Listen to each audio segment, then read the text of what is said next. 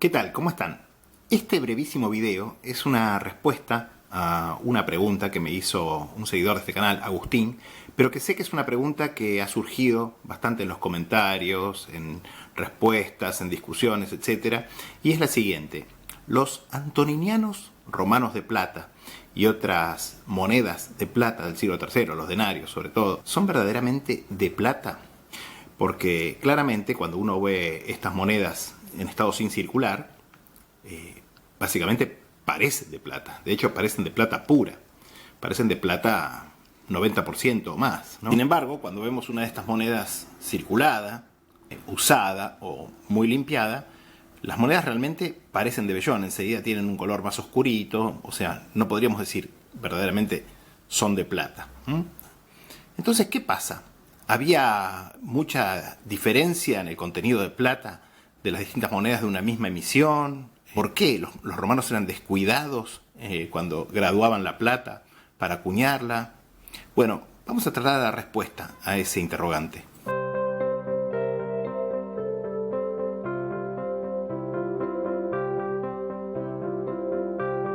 Si tomamos, por ejemplo, un denario de la República o de comienzos del Imperio, como en este caso un denario de Augusto, por ejemplo, acuñado en la Ceca de Roma en el año 19 a.C. por el monedero Publius Petronius Turpilianus, vamos a ver que estas monedas, sí, son de plata, por supuesto, son de plata bastante pura.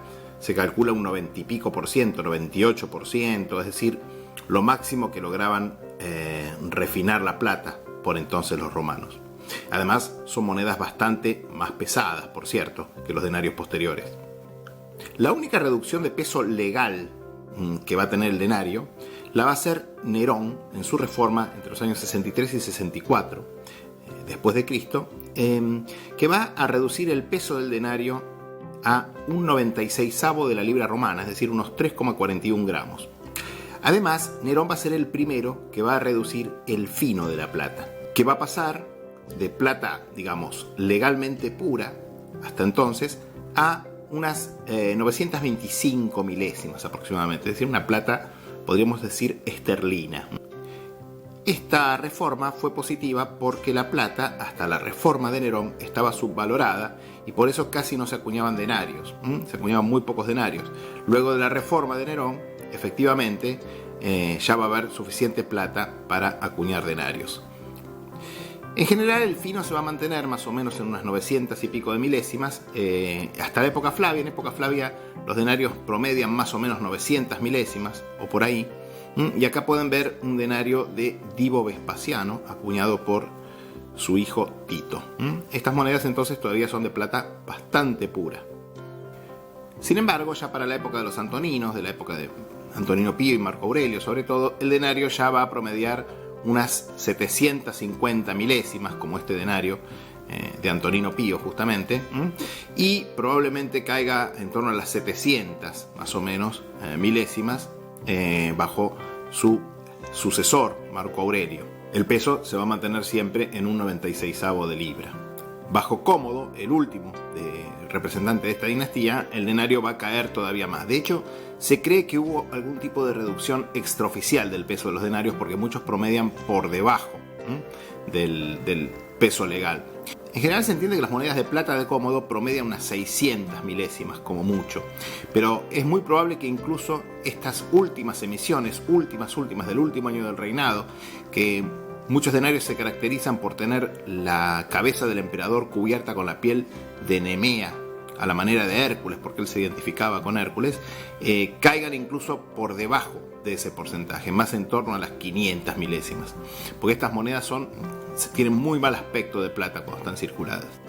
Durante su efímero reinado de solamente 86 días, el emperador Pertinax, en el año 193, va a tratar de revertir la degradación del denario, para lo cual va a aumentar considerablemente el fino del metal, entre unas 750 y unas 800 milésimas.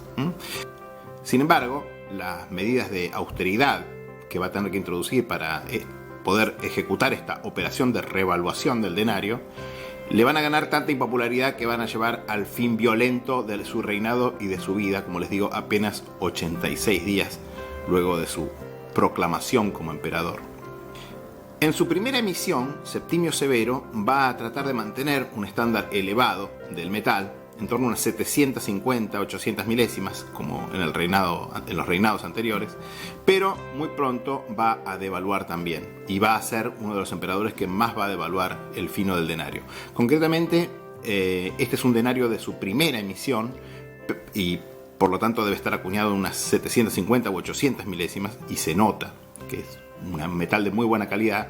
Sin embargo, se entiende que a lo largo de su reinado, a partir de la segunda o tercera emisión, Septimio Severo va a caer en torno a las 585 milésimas, y probablemente menos, porque en general los estudios que se citan son los de Walker, que son viejos, son de la década del 70, se publicaron en 3 tomos, en 3 volúmenes durante la década del 70, pero estudios más recientes muestran que Walker no tuvo una medición verdaderamente correcta de las graduaciones, y en general le tienden a dar más alto. Ya vamos a explicar por qué. Caracalla va a devaluar aún más. En general se entiende que Caracalla había llevado el denario un 50% de plata, más o menos unas 500 milésimas, pero probablemente incluso la graduación de la plata caiga por debajo de ese fino. También tengan en cuenta que lo que los romanos consideraban plata pura no llegaba a ser completamente pura. O sea, le faltarían un pequeño porcentaje, un 1, un 2%, con lo cual las mediciones van a dar por debajo de las 500 milésimas. Este es un denario justamente de Caracalla del último año de su reinado. Sin embargo, como pueden ver, cuando estas monedas están sin circular, cuando están en muy buen estado como esta, excelente estado, etcétera, o más, realmente parecen de plata sin ningún problema, no parecen monedas de vellón ni mucho menos. Caracalla, además, entre sus medidas de devaluación y expansión monetaria, va a introducir la moneda clave, lo que va a ser la moneda clave del siglo III, que es el antoniniano. El antoniniano o doble denario. Esta era una moneda muy impopular porque, si bien tenía un valor de 2 denarios, tenía un peso equivalente a solamente 1,5. Con lo cual, obviamente, la gente no le gustaba que le pagaran con esto, por lo cual fue una denominación que fue reintroducida y eliminada del sistema monetario varias veces. Hasta que por fin, a partir de fines del reinado de los emperadores Balbino y Popieno en el año 238, va a quedar firmemente establecida como la moneda romana imperial de plata por excelencia. De hecho, a partir de ese momento, del año 238 más o menos, el denario va a pasar a ser una denominación meramente ceremonial, no va a ser más una denominación normal del sistema monetario romano. Y esto nos lleva justamente al tema que nos queremos ocupar hoy, que es el contenido de plata de las monedas de los antoninianos romanos del siglo III. Fíjense, como les decía, que las monedas del siglo III, este es un antoniniano de Gordiano III de su primera emisión del año 238, y como ven, cuando estas monedas están con muy poco uso, podríamos decir, o sin circular, las monedas parecen de plata de muy buena ley. Sin embargo, los estudios de Walker ya mostraban que los antoninianos de Gordiano III rondarían en torno a las 400 y pico milésimas, y de hecho sabemos que a Walker las graduaciones le dieron demasiado altas. ¿Por qué? Bueno, esto tiene que ver con la técnica que se desarrolló probablemente ya en época de los antoninos, que era conocida como el blanqueado. En realidad el blanqueado es una técnica que se aplicó en muchas regiones del mundo, en muchos periodos históricos, para mejorar el aspecto de la plata.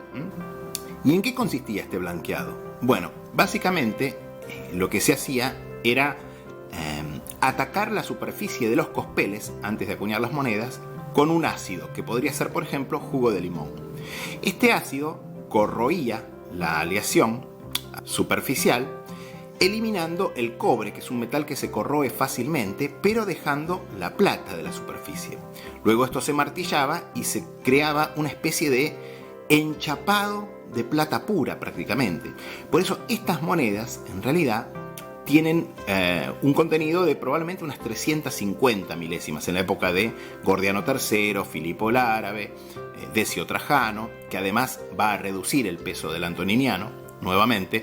De hecho, mientras que los antoninianos de Gordiano III y Filipo el Árabe pesan unos 4,5 gramos, los de Decio, de las emisiones avanzadas, pesan 3,7, más o menos, 3,7 gramos. Pero básicamente lo que va a crear va a ser una especie de enchapado de plata pura. Entonces, en el interior, estas monedas contienen unas 350 milésimas de plata probablemente en esta época. Si miramos una microfotografía de la composición metálica de una moneda romana de plata del siglo III, van a ver que parece verdaderamente como un bloque de mármol, en el sentido que tiene esta composición, este aspecto marmolado, con vetas blancas que representan justamente la plata y vetas negras que representarían la composición de cobre. Esto sería la composición interna de una moneda romana del siglo III. Van a contener también algunas trazas no intencionales de otros metales, tales como plomo sobre todo, a veces muy alta, cobalto, níquel, oro, porque en esa época no llegaba a refinarse oro, trazas muy ligeras de oro, hierro, pero sobre todo los componentes van a ser el legal más importante, plata, y el excipiente más importante, el cobre. Pero la superficie da mediciones rondando el 90 y pico por ciento, 90%, 92%, 88%, etc. Con lo cual, básicamente acá tienen otro antoniniano de Gordiano III de la primera emisión. Como pueden ver, cuando estas monedas están circuladas o limpiadas, etc., ya no tienen un aspecto de plata fina, digamos, ni mucho menos. Tienen un aspecto más de vellón, que es la verdadera composición de estas monedas. ¿Por qué a Walker le dio tan alta la medición de los finos, o le dio relativamente alta la medición de los finos? Algunas monedas de Gordiano III le dan 500 milésimas o incluso más, cuando en realidad estudios más recientes como el realizado por Chaim Gitler de Israel, etcétera, que en verdad su libro no es muy bueno porque ellos no conocen mucho de moneda imperial romana y confundieron secas de denarios, etcétera, pero ellos hicieron un estudio de las monedas de plata, de la composición de las monedas de plata del reinado de Septimio Severo, y les dieron mediciones mucho más bajas, porque justamente Walker no logró penetrar profundamente el enchapado, podríamos decir, la superficie de la moneda, y por eso las lecturas le tendieron a dar mucho más altas. Es más, si hacía una lectura más superficial, le daba cosas como 750 milésimas. Si no penetraba bien, por ahí una moneda que tenía 350 le daba 500, digamos, etcétera, etcétera. ¿Entienden? Ahora, con los aparatos más modernos para hacer metalografías, etcétera, dan mediciones mucho más precisas. Así que sabemos que para la época de Gordiano III, muy probablemente ya la plata contenía menos de 400 milésimas. Y esta sería la razón por la que las monedas de esta época, si están sin circular o están virtualmente sin uso, parecen plata pura, parecen realmente monedas de plata de altísima ley. Y cuando están circuladas o limpiadas o un poquito porosas, como es en este caso, las monedas ya muestran que son de vellón, podríamos decir, o de plata mucho más baja. En general, nosotros usamos el término plata para referirnos a monedas que tienen más de un 50% de proporción de plata, y vellón cuando las monedas tienen menos de un 50% de plata, que es el caso de estas monedas.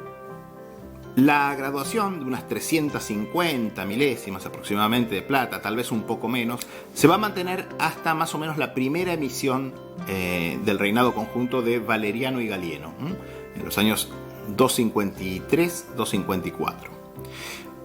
Todavía entonces estas monedas responden a las mismas características técnicas y más o menos metrológicas de los reinados anteriores. Fíjense, esta es una moneda que también, al estar en muy buen estado, prácticamente sin uso, parece de plata. Y lo mismo las monedas acuñadas a nombre de su hijo y coemperador Galeno de esta misma emisión, que como pueden ver también parecen de plata. Sin embargo, a partir de la segunda emisión va a empezar a haber devaluaciones muy serias.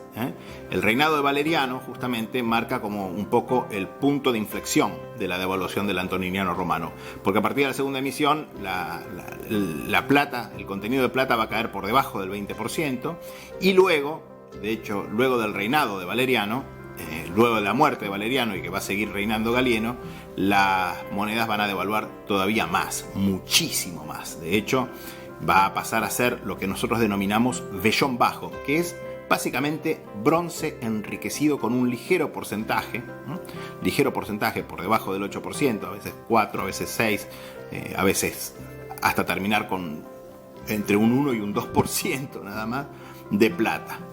Con lo cual, el método del blanqueado que habíamos comentado se va a volver completamente insuficiente o imposible, mejor dicho, de realizar.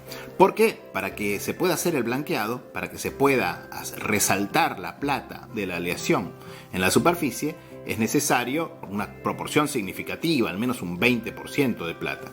Cuando los antoninianos pasan a contener un 4, un 2% de plata, esto ya es imposible.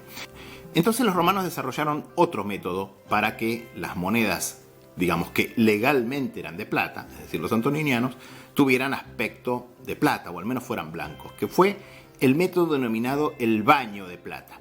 El baño de plata básicamente consistía en que los cospeles, cuando eran preparados para la acuñación, previo a la acuñación, se los bañaba en una solución que incluía mineral de plata, sales de estaño, probablemente plomo o algún otro excipiente, y se los bañaba, básicamente se los cubría con esta solución. Con lo cual las monedas se acuñaban y tenían un aspecto de plata, digamos. Pero claro, esto no tiene nada que ver con el blanqueado, que básicamente era un sólido enchapado de varias, unas cuantas micras de grosor de plata pura, digamos. Sino que esto básicamente era una mera película de unas poquísimas micras de grosor o micrones. Con lo cual, estas monedas, básicamente, cuando están sin circular, tienen este aspecto, que tampoco podría ser confundido con plata, y cuando están usadas, directamente parecen monedas de bronce, y muchas veces son descriptas como tales, monedas de bronce, antoniniano de bronce, etc. Pero estas monedas no son de bronce tampoco. Estas monedas son de vellón bajo, y desde el punto de vista técnico-legal eran monedas de plata, entre comillas.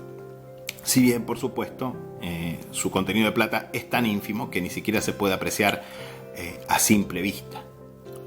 Bajo Aureliano se va a mejorar considerablemente tanto el peso como el contenido de plata, como sobre todo el baño de plata de los cospeles de los antoninianos. Fíjense que Aureliano, en una serie de reformas, una reforma por lo menos en 2 estadios, va a elevar el peso nuevamente del antoniniano, unos 4,5 gramos, va a aumentar el contenido de plata de los antoninianos, que estaba en menos de 1% más o menos, lo va a llevar a unos 4,5%, y sobre todo lo que se nota inmediatamente es que la calidad del baño de plata bajo Aureliano va a mejorar considerablemente, como podemos ver en este antoniniano de Aureliano de la Seca de Roma, y en este otro antoniniano también a nombre de su esposa Severina, también de la Seca de Roma. Estas monedas sí, digamos, claramente no son monedas de bronce cuando están nuevas. Cuando están usadas pueden ser confundidas perfectamente, cuando están bastante usadas pueden ser confundidas perfectamente con monedas de bronce, pero el plateado es de mejor calidad que en la época de Galieno, por ejemplo. Y ciertamente que a diferencia del blanqueado, para los romanos, el método del baño de plata continuó usándose para todas las especies de vellón bajo producidas durante el resto del siglo III y durante buena parte del siglo IV, bajo los emperadores ya del Bajo Imperio, podríamos decir, como se ve en este folis de la Seca de Alejandría del emperador Licinio, 308 a 324. Y esto continuó hasta la supresión legal de las especies de vellón bajo en torno al año 364, dispuesta por los coemperadores Valentiniano I y su hermano Valente. Bueno, eso fue todo. Espero que les haya resultado interesante, útil y esclarecedor. Zoom.